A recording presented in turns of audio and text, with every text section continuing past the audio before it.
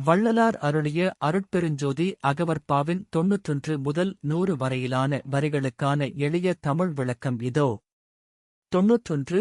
செடியறு தேதிட தேகமும் போகமும் அடியறு கேதரு மருட்பெருஞ்சோதி. பிறவித் துன்பம் என்னும் வினைகளை செடி வேரோடு அறுத்து அழியாத உடலையும் தேகம் பேரின்ப அனுபவத்தையும் போகம் தன் அடியார்களுக்கு வழங்குவது அருட்பெருஞ்சோதி. 92.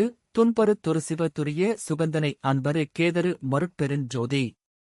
எல்லா துன்பங்களையும் நீக்கி சிவதுரியம் எனப்படும் மேலான அமைதி நிலையின் இன்பத்தை தன்மீது அன்பு கொண்டவர்களுக்கு வழங்குவது அருட்பெருஞ்சோதி. 93. புதுவது சிறப்பது புதியது பழையதென்றதுவது வாய்த்திக வெறுட்பெருஞ்சோதி. பொதுவான ஒன்றாகவும் சிறப்பான ஒன்றாகவும் மிகவும் புதியதாகவும் ஆதி பழமையானதாகவும் அந்தந்த நிலைகளுக்கு ஏற்ப விளங்குவது அருட்பெருஞ்சோதி. 94. சேதனப் பெருநிலை திகழ்தரு ஒருவரை யாதனத் தோங்கிய வருட்பெருஞ்சோதி. பேரறிவு சேதனம் விளங்குகின்ற பறை எனப்படும் ஆதிபராசக்தியை தனது இருக்கையாகக் கொண்டு ஆதனம் ஓங்கி விளங்குவது அருட்பெருஞ்சோதி. 95. ஓமய திருவுரு உவப்புட நடித்தென காமயத் தடைதவே ரருட்பெருஞ்சோதி.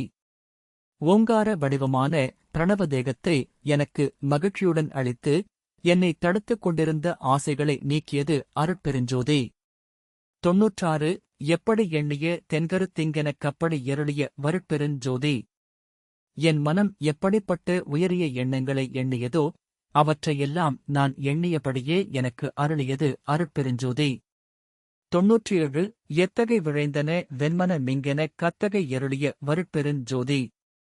என் மனம் எத்தகைய நன்மைகளை விரும்பியதோ அத்தகைய நன்மைகள் அனைத்தையும் எனக்கு குறைவின்றி வழங்கியது அருட்பெருஞ்சோதி. 98. இங்குறத் திரிந்துள்ள விளையா வகையென கங்கையர் கனியா மருட்பெருஞ்சோதி. இந்த உலகில் அலைந்து திரிந்து என் மனம் சோர்வடையாதபடி உள்ளங்கையில் உள்ள நெல்லிக்கனி போல எனக்கு மிகவும் எளிமையாகக் கிட்டியது அருட்பெருஞ்சோதி. 99.